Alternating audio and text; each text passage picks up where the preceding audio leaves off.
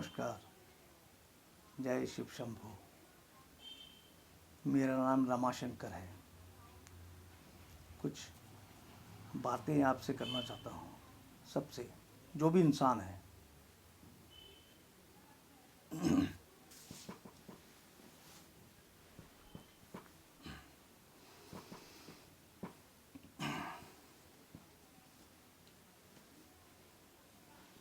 एक बात बताइए, ऊपर वाले ने सिर्फ इंसान बनाया था, सिर्फ इंसान, वो भी इसलिए क्योंकि अकेला उनको भी अच्छा नहीं लगता है कि मैं ही अकेला हूँ और सब शून्य है। तो उन्होंने अपने ही उससे सब कुछ बनाया।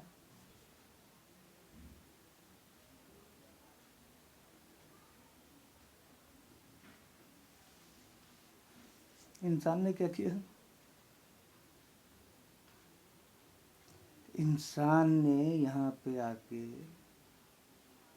अपने आप को ही, समझे, बना डाला। कोई खुदा, कोई अल्लाह, कोई भगवान, कोई फलाना, कोई ढिमाका, कोई ये, कोई वो, कोई समझ नहीं आता है। मैं तो यही सोचता हूँ, मैं सिर्फ यही समझता हूँ कि जैसा मैं हूँ ऐसा ही दूसरा भी इंसान है। मैं भी इंसान हूँ, वो भी इंसान।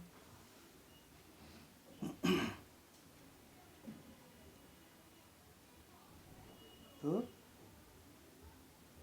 ठीक है, चलो, इंसान का तो ये शरीर है, पर जो इस शरीर के अंदर जो आत्मा है उसको मैं कैसे पहचानूं?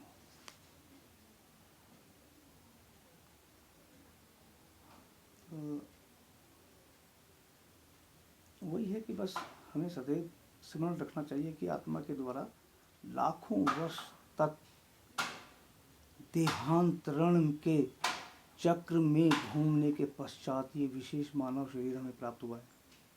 पशु जैसे निम्न जीवन की तुलना में इसे विशेष जीवन में आर्थिक प्रश्न सहजता से ही हल हो जाता है। सुअर, कुत्ते, ऊंट और गधों इत्यादि की आर्थिक आवश्यकताएं भी उतनी ही महत्वपूर्ण है जितनी कि हमारी। परंतु जहां इन पशुओं तथा अन्य प्राणियों के आर्थिक प्रश्न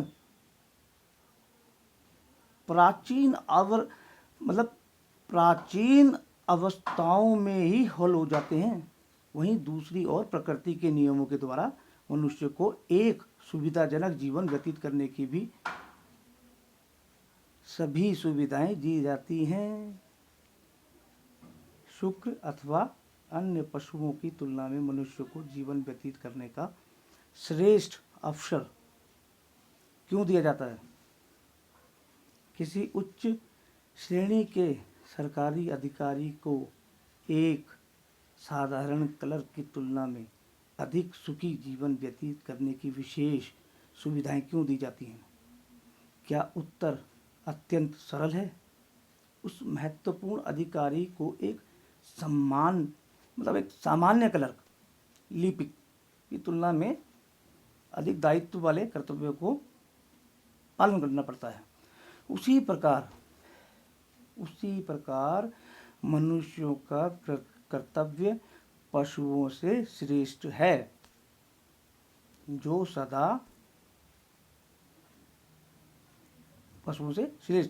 सदा ही अपने भूखे पेट को भरने में लगे रहते हैं। परंतु प्रकृति के नियमों के कारण सभ्यता के आधुनिक प्रशाविक स्तर ने पेट भरने की समस्याओं में केवल वृद्धि की है। जब हम इन परिष्कृत पशुओं में से कुछ के पास पारमार्थिक जीवन व्यतीत करने का आग्रह लेके जाते हैं तो ये ऐसे लोग कहते हैं कि वो केवल अपने पेट के संतोष के लिए ही कार्य करना चाहते हैं और उन्हें भगवान के विषय में जिज्ञासा करने की कोई आवश्यकता नहीं है। ऐसे लोगों में कठोर परिश्रम करने की उत्कंठा होने पर भी बेरोजगारी तथा प्रकृति के नियमों के कारण उत्पन्न विघ्नों में जैसे प्रश्न सदैव सामने खड़े रहते हैं, इतना सब होने पर भी ऐसे व्यक्ति भगवान को मानने की आवश्यकता का तिरस्कार करते हैं। हमें यह जीवन शुक्र अथवा शान के समान केवल कठिन परिश्रम करने के लिए नहीं, वरन जीवन की चरम सिद्धि प्राप्त करने के लिए दिया गया है। यदि हम यह चरम सिद्धि पूर्णता ब्रैकेट में पूर्णता नहीं चाहते हैं तो हमें अत्यंत कठोर परिश्रम करना पड़ेगा, क्योंकि प्रकृति के नियमों के द्वारा हम ऐसा करने के लिए बाध्य किए जाएंगे। कलयुग यानी जो अभी वर्तमान युग के अंतिम चरण में ऐसा समय आने वाला है कि मनुष्यों को रोटी के टुकड़े मात्र के लिए गधों के समान कठोर परिश्रम करना पड़ेगा। हम देखते हैं कि इस दशा का आरंभ पहले से ही हो चुका है। आगामी प्रत्येक वर्ष में कार्य अधिक करना पड़ेगा और उसके स्थान पर वेतन कम मिलता जाएगा। किंतु इतना सब कुछ होने पर भी मनुष्य पशुओं के समान कठोर परिश्रम के लिए नहीं बनाए गए हैं। और यदि मनुष्य के रूप में अपने कर्तव्यों का पालन करने में असफल रहता है तो उसे प्रकृति के नियमों के द्वारा जीवन की निम्न योनियों में जन्म लेने के लिए बाध्य किया जाता है।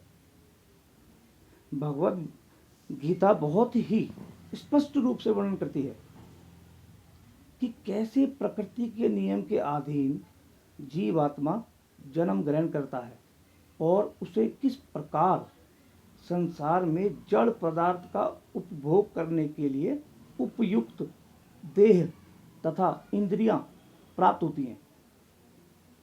श्रीमद् भगवत गीता में यह भी कहा गया है कि कुछ लोग भगवत प्राप्ति के मार्ग में चलने का प्रयत्न तो करते हैं परंतु उसे पूर्ण नहीं कर पाते।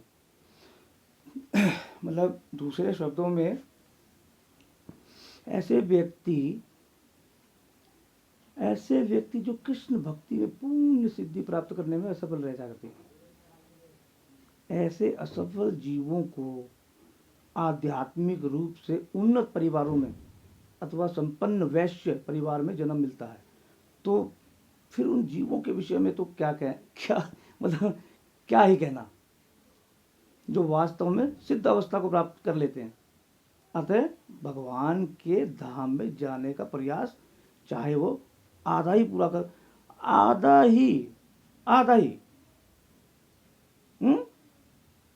चाहे वो आधा ही पूरा हुआ हो, अगले जीवन में उत्तम जन्म निश्चित कर देता है।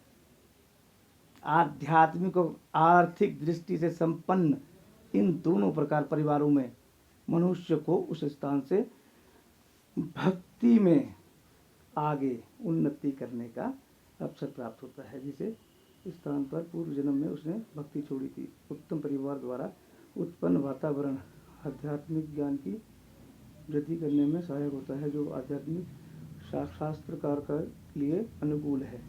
श्रीमद् भगवद गीता ऐसे सौभाग्यशाली परिवार में उत्पन्न व्यक्तियों के स्मरण दिलाती है कि उनका ये सौभाग्य पूर्ण में किए गए भक्ति भाव कार्यों के कारण ही है। दुर्भाग्यवश ऐसे परिवारों में उत्पन्न बालक भी माया से भ्रमित हो जाते हैं।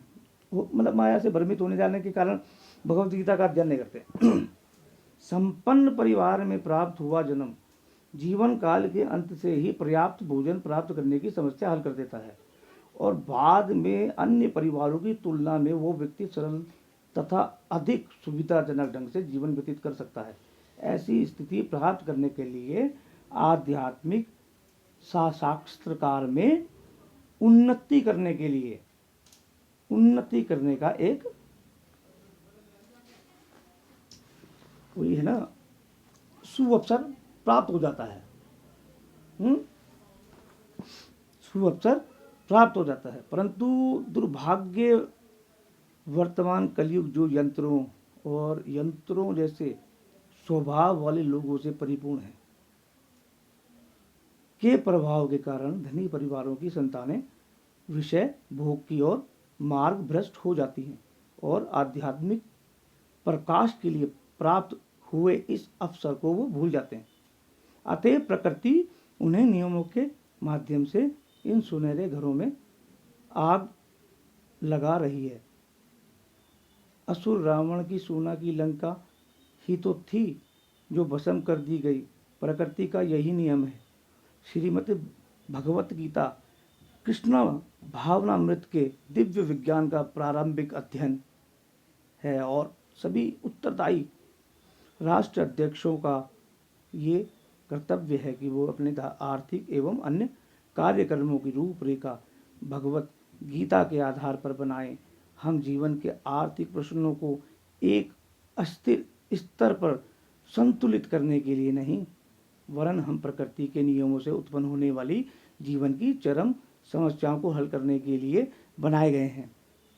वह सभ्यता निष्क्रिय है जिसमें आध्यात्म आंदोलन के लिए कोई स्थान नहीं है। आत्मा शरीर को चलाता है और चेतना युक्त शरीर से विश्व चलायमान होता है। हम देह के विषय में तो चिंतित हैं, परंतु हमें उस आत्मा का कोई ज्ञान नहीं है जो इस देह को चला रहा है। आत्मा के बिना शरीर निष्क्रिय या मृत है।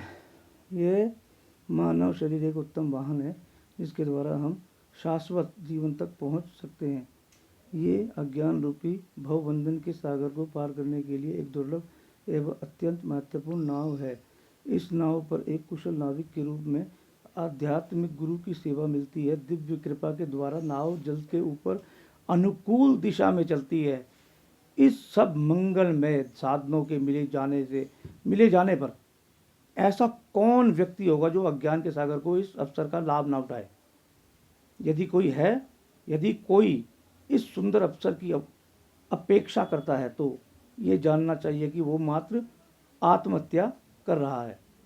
निश्चय ही रेल के प्रथम श्रेणी के डब्बे में प्रचुर सुविधाएं रहती हैं, परंतु रेलगाड़ी अपने गंतव्य की ओर यदि ना बढ़े तो उस वातानुकूलित डिब्बे का लाभ ही क्या। आजकल की सभ्यता इस भौतिक शरीर को अधिकाधिक सुविधा प्रदान करने के लिए अत्यंत चिंतित है। किसी को भी जीवन के वास्तव गंतव्य की अर्थात भगवत धाम लौटने की जानकारी नहीं है। हमें एक सुविधा डिब्बे में केवल बैठे ही रहना चाहिए, वरन ये देखना चाहिए कि हमारा वाहन अपने वास्तविक गंतव्य की ओर बढ़ भी रहा है कि नहीं। यदि हम जीवन को प्राथमिक आवश्यकता अर्थात अपने खोए हुए आध्यात्मिक स्वरूप की पुनः प्राप्ति को भूलकर केवल अपने भौतिक शरीर को सुख सुविधा देते रहे तो इससे परम लाभ ना हो सकेगा। मानव जीवन रूपी नाव की रचना इस प्रकार हुई है कि इसे परमार्थिक गंतव्य की ओर अवश्य बढ़ना चाहिए। दुर्भाग्य से ये शरीर भौतिक चेतनाओं की 5 प्रबल श्रृंखलाओं से बंधा हुआ है। आध्यात्मिक तत्वों की अज्ञानता के कारण इस भौतिक देह के प्रति आसक्ति रखते हुए शरीर का संबंध होने के कारण स्वजनों में आसक्ति रखना, जन्म भूमि तथा घर घर की वस्तुएं, भूमि संपत्ति, व्यापारिक कागजात इत्यादि जैसी भौतिक संपत्ति के प्रति आसक्ति रखना, भौतिक विज्ञान के प्रति आसक्ति रखना जो सदा ही आध्यात्मिक प्रकाश के अभाव के कारण रहस्यमय बना रहता है।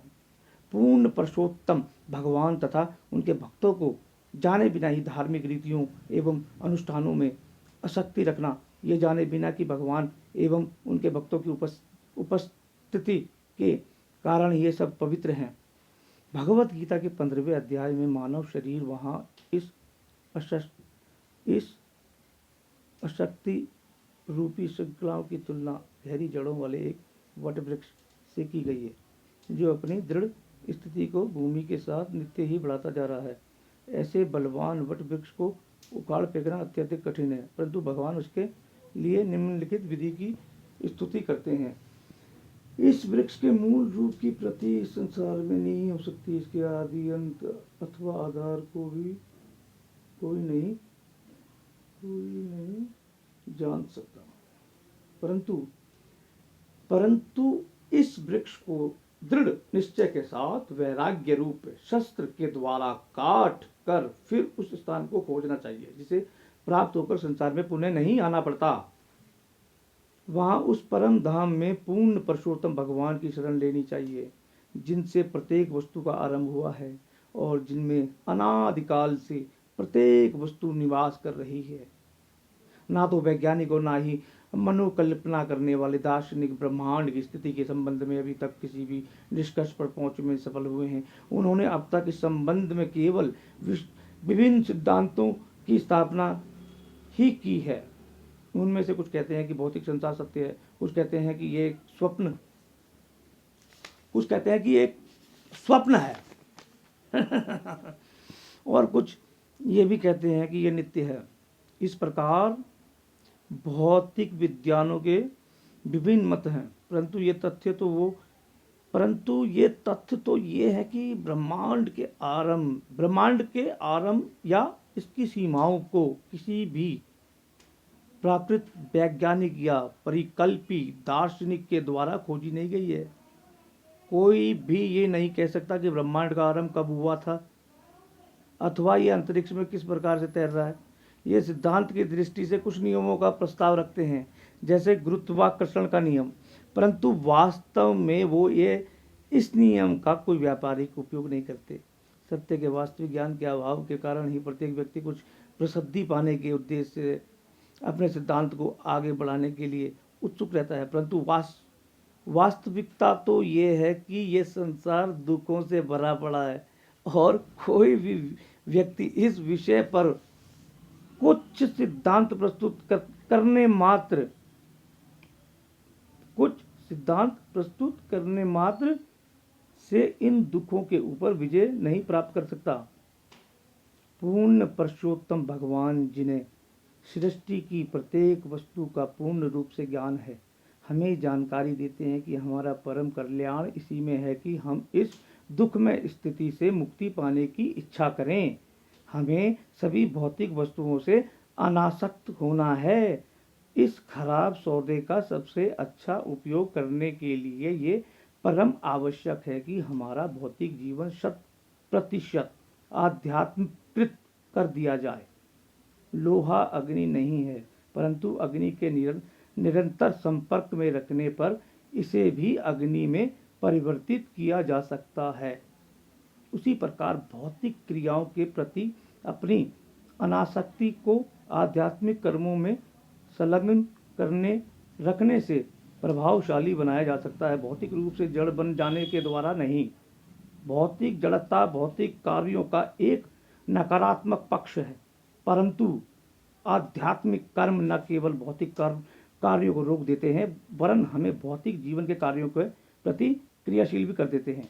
हमें परम ब्रह्म में अपने शाश्वत जीवन अर्थात आध्यात्मिक अस्तित्व की खोज करना चाहिए। श्रीमद् भगवत गीता में परम ब्रह्म के उस शाश्वत धाम का वर्णन इस प्रकार किया गया है कि ये एक नित्य लोक है, जहाँ चले जाने पर फिर कोई वहाँ से वापस नहीं लौटता। भगवान का धाम तो यही है।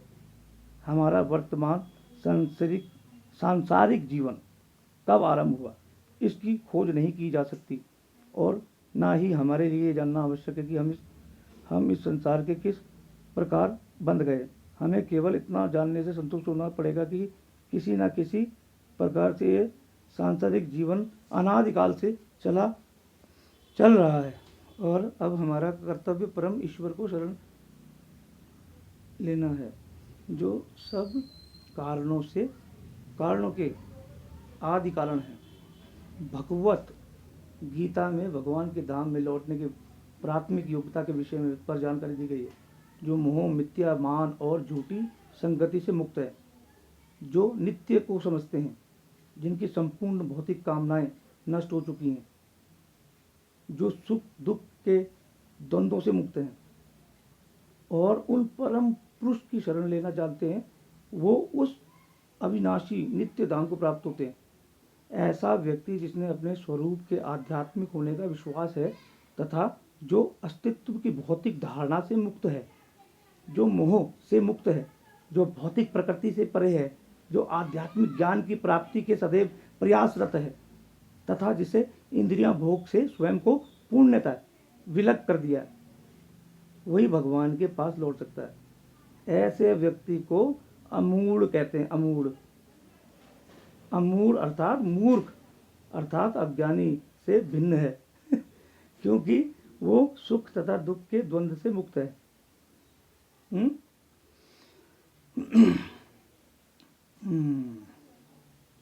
तो भगवान के धाम का स्वरूप कैसा है, इसका वर्णन भगवत गीता में इस प्रकार हुआ है।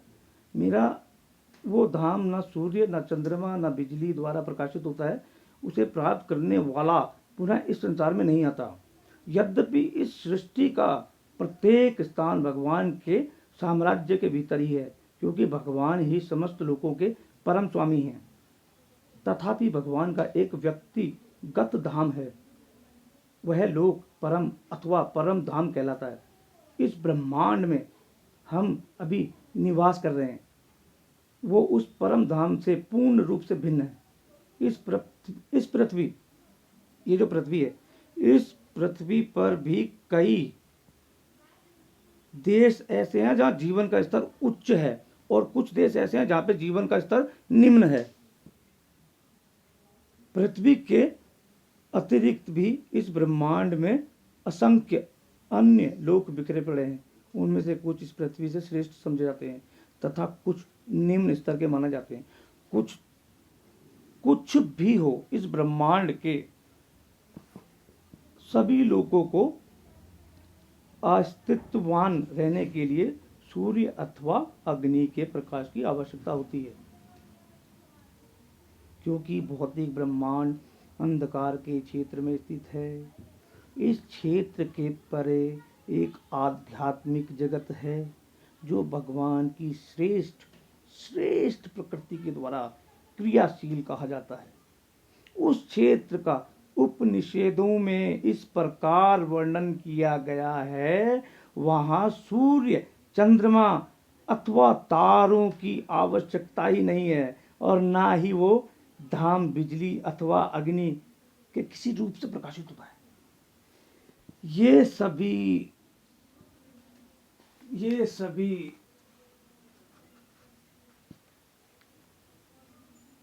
चमत्कार है बाबा जी का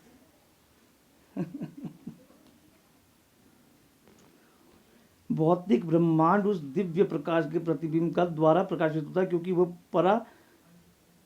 प्रकृति सदैव स्वयं प्रकाशित है। अतः हम रात्रि के गहनतम अंधकार में भी मंद प्रकाश का अनुभव कर सकते हैं।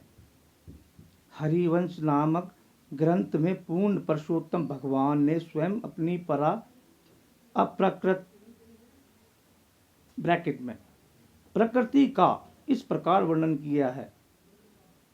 निर्विशेष निराकार ब्रह्म का देदीप्यमान प्रकाश भौतिक जगत एवं आध्यात्मिक जगत दोनों को ही प्रकाशित करता है। परंतु हे भारत, तुम ये निश्चय ही समझ लो कि ये ब्रह्म प्रकाश मेरे शरीर की कांति है। इस निष्कर्ष को ब्रह्म संहिता में भी प्रमाणित किया गया है। हम ये न सोचे कि हम उस परम धाम को अंतरिक्ष यान जैसे किसी भी भौतिक साधन के द्वारा प्राप्त कर सकते हैं, परंतु हमें ये निश्चित ही जानना चाहिए कि जो भी आध्यात्मिक कृष्ण लोक को प्राप्त करता है वो आध्यात्मिक आनंद का निरंतर रसास्वादन कर सकता है। अंधोमुख जीव होने के कारण हमारे अस्तित्व के दो पक्ष हैं। एक भौतिक अस्तित्व जो जन्म मृत्यु जरा और व्याधि के दुखों से पूर्ण है, और दूसरा आध्यात्मिक अस्तित्व है जिसमें निर्विरोध आध्यात्मिक जीवन की प्राप्ति होती है, जो शाश्वतता आनंद तथा ज्ञान से किए जाते हैं। किंतु आध्यात्मिक अस्तित्व में हम पूर्ण पुरुषोत्तम भगवान के परमानंद में दिव्य संपर्क का सदैव रसावदान कर सकते हैं। आध्यात्मिक अस्तित्व में भगवान हमारी दृष्टि से कभी भी ओझल नहीं होते। कृष्णामृत आंदोलन समस्त मानव जाति को उस आध्यात्मिक अस्तित्व पर लाने का प्रयास कर रहा है। हम अपनी वर्तमान भौतिक चेतना के कारण जीवन की विशेषत भौतिक धारणाओं में आसक्त हैं, परंतु कृष्ण की भक्ति में सेवा अर्थात कृष्ण भावनामृत के द्वारा वो धारणा तत्काल ही दूर की जा सकती है। यदि हम भक्ति में सेवा के सिद्धांतों को अपना लें तो जीवन की भौतिक धारणाओं से परे जा सकते हैं और विविध भौतिक कार्यकलापों में संलग्न होने पर भी हम सत्वगुण, रजोगुण एवं तमोगुण से मुक्त रह सकते हैं। भौतिक कार्यों में लिप्त रहते कोई भी व्यक्ति बैक टू गॉडहेड तथा इस कृष्ण भावनामृत अभियान के अन्य साहित्यों के द्वारा परम लाभ प्राप्त कर सकता है। यह ग्रंथ संसार रूपी वट के दूसरे वृक्ष की जड़ों को छिन्न छिन्न करने में लगा लोगों को सहायता करते हैं।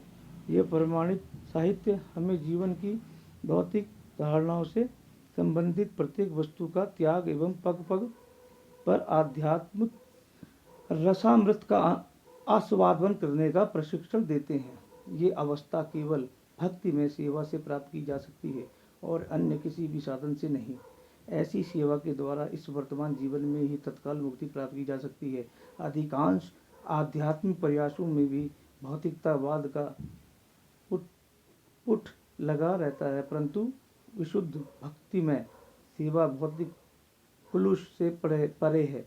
जिसको भगवान के पास लौटने की कामना है उनके लिए केवल इतना आवश्यक है कि वो इस कृष्णामृत आंदोलन के सिद्धांतों का पालन करें तथा अपनी चेतना को पूर्ण पुरुषोत्तम भगवान कृष्ण के चरणामृत पर केंद्रित करें। ये तो हरे राम हरे कृष्ण वाले हैं, तो बाबा वाले हैं। मेरे देखो बाबा हमारे पीछे, ये बाबा वाले भैया, ये हम तो बाबा वाले हैं।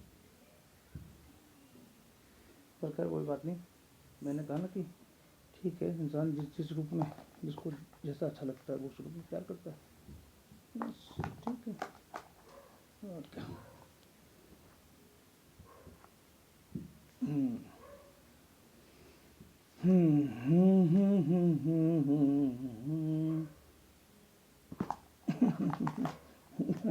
छोटा सा घर है मेरा यार, डिग्गी है मेरी।